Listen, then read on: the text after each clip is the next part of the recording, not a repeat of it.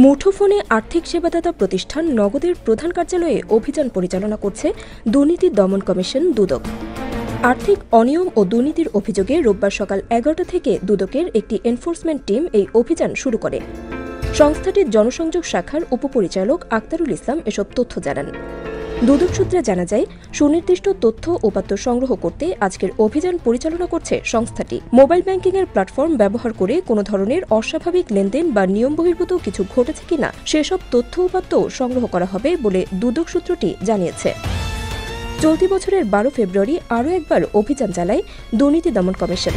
তখন ৭৫,০০০ কোটি টাকা বিদেশে পাচার, প্রায় ৫,০০০ অবৈধ এজেন্ট এবং আর্থিক প্রতিষ্ঠানের নীতিমালা ভেঙে প্রতিষ্ঠানটিতে ৭০% বিদেশি শেয়ারের অভিযোগে অভিযান পরিচালনা করে দুদক।